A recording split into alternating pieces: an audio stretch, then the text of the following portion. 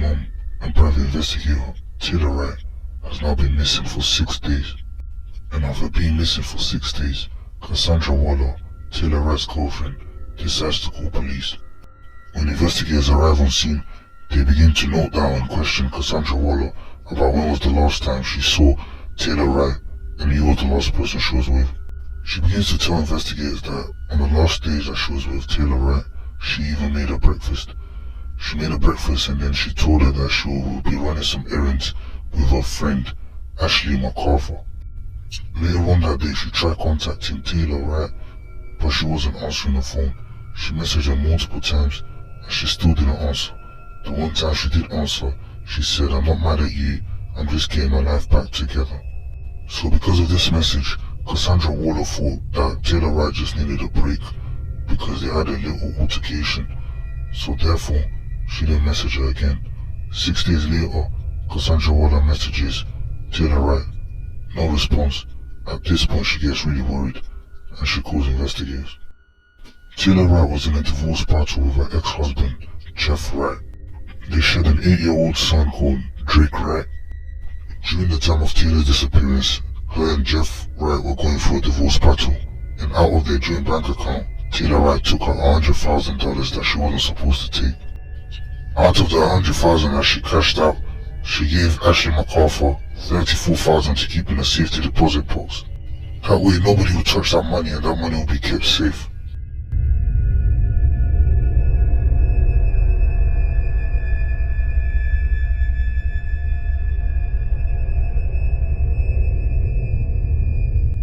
Investigators start this interrogation by asking her how her day was and what she was doing on the day.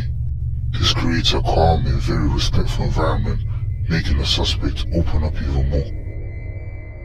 Where are you? Yeah. This shouldn't take much longer. Yeah, we'll try to read this. Well, I just didn't want anything done. They're telling me, like, where am I? And my collector's supposed to meet me in the house. So I was like, oh, I won't be down there long, so I didn't know. Yeah, this shouldn't take very long. Yeah, it won't take too long. So the night before, how did that go? Were you with Taylor? I saw her at 20. Okay. And how did that go? Fine. I mean, it was pretty uneventful. I just met him up there. I didn't eat. Taylor ate. Cass didn't eat. And so did you go home after that? Mm-hmm. Okay. And what time did you leave your house again? On I guess it would be the 8th. Is that right? The 7th would have been the day before. Yeah, so the 8th would have been the day. Would have been Probably not till that Saturday, right? One Saturday day. days run together for me. The main purpose of the first interrogation is to get the suspect locked into some statement. This is so when further evidence is collected, investigators can then confront the suspect. Looking back at Taylor's history from being a private investigator, investigators thought that maybe she was just hiding and just needed a break. But when she didn't show up for the court hearing to return the $100,000 she took from the joint bank account with Jeff Wright, investigators knew that something was happening. Jeff Wright was ruled out as a suspect pretty quickly because he worked as a Marine Corps officer, so investigators were able to confirm his alibi. Jeff Wright was called for a military order down in Florida, and this is where a lot of issues began with Taylor Wright. After their marriage not working out, Taylor Wright then meets Cassandra Waller, which then led her to take the $100,000 that she wasn't supposed to take from the joint bank account of Jeff Wright. Just days before Taylor Wright was supposed to return the $100,000 she took from the joint bank account, Cassandra Waller said that she was pretty much blowing Ashley off and telling her Ashley that she needs the money, and if she doesn't return the money, she's gonna be put in prison. Cassandra says that Ashley was pretty much just blowing her off and ignoring her text messages, until the day she finally said, "We're gonna go run some errands," and Taylor Wright was never seen again. During the first interrogation, Ashley tells investigators that she was up in Milton riding horses with Taylor Wright. But when investigators forensically examined her cell phone, It showed that she was 30 miles away from Milton and she was actually in cantonment, a place she never mentioned or told investigators about during the interrogation.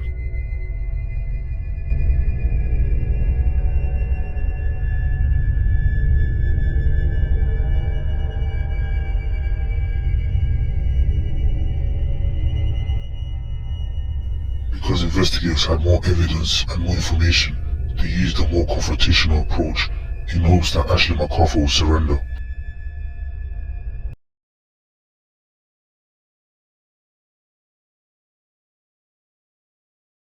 I suppose was she left with her phone because she sent you a text message. That's what you're saying. She had two phones.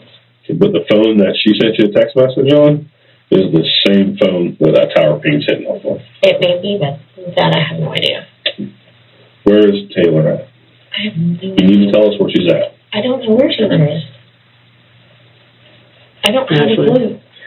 Look, if you were put in a situation where someone pushed you to do something for whatever reason, maybe against your will, perhaps in self-defense, if something happened and you're scared, don't be scared. Okay, if something happened, like I said, you're not a bad person. You're not a career criminal. This is a person who's traveled across states to take care of a friend. If something happened, tell us. I don't know where she is. We have a detective talking to Kyle right now. We know you have texted Kyle and asked him if he was at that farm on the 8th. Multiple times. You may have. I mean, I don't. Then you withhold that information from us. The person who is trying to help a friend out, who cares for their friends, doesn't lie to the police when they are looking for them. Would you rather that, or would you rather come forward and say, look, an accident happened, or this asshole over here, this guy pushed this on Give me? me for a second. Don't cross your legs and look at me for a second. Don't let us tell your story. Because this is going to tell us what happened. Don't let us tell something that may not be true. Tell us what happened. I think at this point I need an attorney because it seems to be that y'all think that I did something to her. Okay. I respect that. Sit tight and we'll go from there, okay?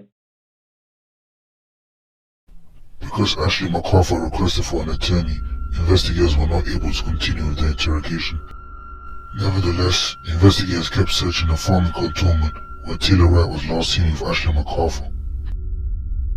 A couple of hours into the search in cantonment, investigators found some area that had some leaves that didn't really match, and as they looked closer and moved to bushes and branches, they could see what looked like a human skull sticking up in a mix of potting soil and concrete.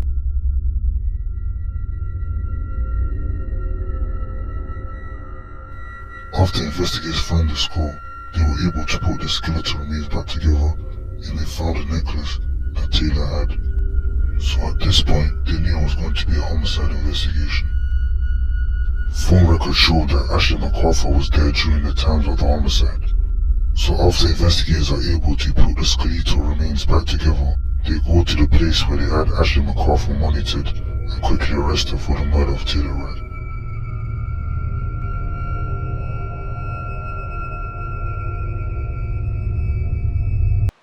So in July of 2017, you know that Taylor withdrew $100,000 from a bank account that she wasn't supposed to when she was going through some issues with her ex-husband. 2 months later, ladies and gentlemen, 2 months later, Taylor is gone, vanished, disappeared, dead. Where was the body during this period of time? I mean, this is a human being, a body laying somewhere. There must be some evidence where it was. Was it in the truck? There's no forensic evidence. That's her statement. Nobody knows. After so many days, weeks, and months of gathering evidence, the verdict was finally in. Verdict as to the charge in count 1, we the jury find the defendant Ashley McArthur guilty of first-degree premeditated murder with a firearm as charged in the indictment. This was a case that left many people in shock, but in the end, justice was finally served.